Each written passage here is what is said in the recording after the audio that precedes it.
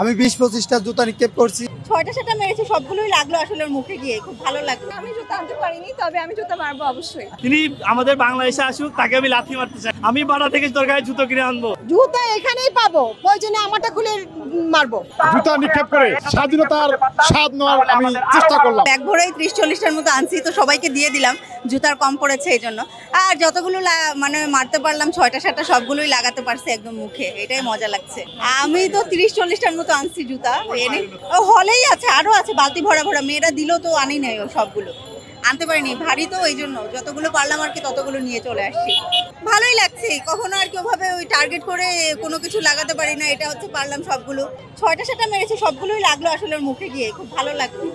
এ হচ্ছে আসলে নিক্ষেপ করার যে হচ্ছে দক্ষতা, এটা বেড়ে গেল। সে যদি এগুলো না দেখে, আমি তো চাই যে সে এখানে দাঁড়িয়ে থেকে দেখুক আমরা তাকে জুতা মারি। চাওয়ার পিছনে সব থেকে বড় যুক্তি হচ্ছে সেই গণহত্যাটা আমাদের হয়েছে, সেই গণহত্যার এখনো পর্যন্ত বিচার হয়নি। যদি সে দেশে নাই আসে তাহলে বিচার হওয়ার আসলে বাইরে থেকে ওভাবে বিচার হওয়ার সম্ভাবনাও খুব কমে যায়। আর বিচারের কার্যক্রম যত হচ্ছে দেরি হয় তত বেশি হচ্ছে বিচার পাওয়ার সম্ভাবনাও কমে যায়।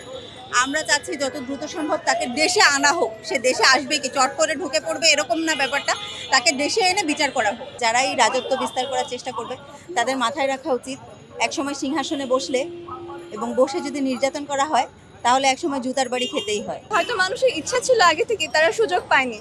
আজকে যেহেতু বিশেষ দিন, তার জন্মদিন, তার সেলিব্রেশনটা এইভাবে হবে। সে যে কাজ করেছে তার পরিপ্রেক্ষিতে কিন্তু এরকম একটা আয়োজন করা হয়েছে। না, যদি মানুষ এটাকে খারাপভাবে দেখতো তাহলে হয়তো এত মানুষের জমায়েত হতো না।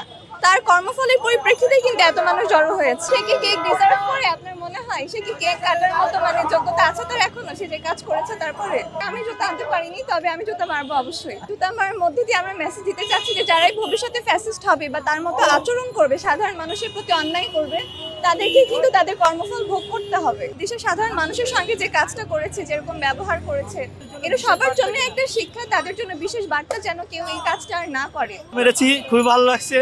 আরো যদি মারতে পারতাম তাহলে ভালো লাগতো। আমি তাকে লাথি মারতে চাই, আসুক তিনি আমাদের বাংলাদেশে আসুক, তাকে আমি লাথি মারতে চাই, আমার জুতো মারতে চাই। আমি বাড়া থেকে দরকার জুতো কিনে আনবো, সেই জুতো। তিনি আমাদের অনেক মানে ভাই বোনদের মেরে ফেলেছে, তারা আর কি আদেশ দিয়েছে, তো সেই জন্য আর কি আমাদের অনেক রাগ রয়েছে। এবং এই যে পিলখানা হত্যা, তারপরে 13 সালে যে হেফাজতে হত্যা মতিঝিলের, সবার জন্য আরো অনেক ক্ষোভ রয়েছে। তো তারা আসলে জুতো মারলে তারা হবে না, তাকে আমি ফাঁসি চাই একদম। এখন মারতে আসছি, সাথে মেয়েটাও আসবে জোর করে, ও আসতে চাই, আমি আসতে চাইনি, ও আসবে জোর করে, চলে আসছো। জুতা এখানেই পাবো, প্রয়োজনে আমারটা খুলে মারবো, না পেলে যতগুলো মারা যায়। এই যে এতগুলো যে ছেলে মেয়েরা আত্মত্যাগ করলো, শহীদ হয়ে গেল, অকারণে প্রাণগুলো ঝরে গেল, তো ক্ষোভটা থাকবে না? অবশ্যই থাকার কথা, প্রত্যেকটা নাগরিকের থাকার কথা।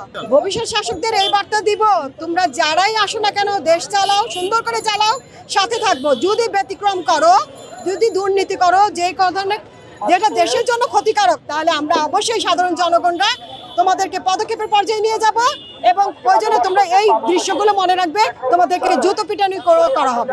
জুতা মেরেছি যে খুনি হাসিনার জন্মের কারণে বাংলাদেশ স্বাধীনতার যে স্বাদ, সেই স্বাদ মানুষ গ্রহণ করতে পারেনি।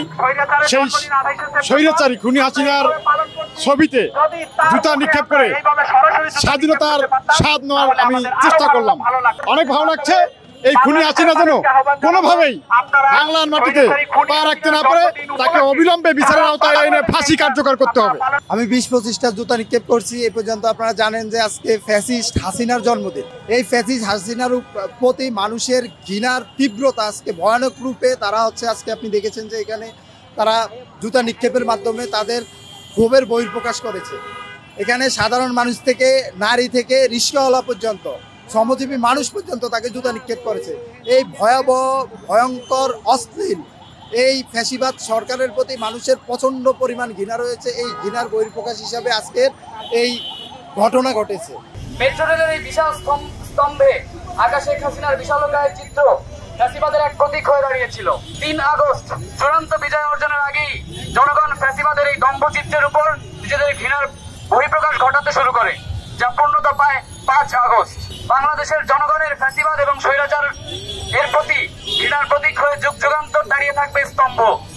আগামী দিনের বাংলাদেশে যে কোনো শাসককে স্বৈরাচারী এবং ফ্যাসিবাদী হয়ে ওঠার পরিণতি স্মরণ করিয়ে দিতে এই স্তম্ভকে যুগ যুগান্তর ধরে সংরক্ষণ করার গণ ঘোষণা দেওয়া হলো।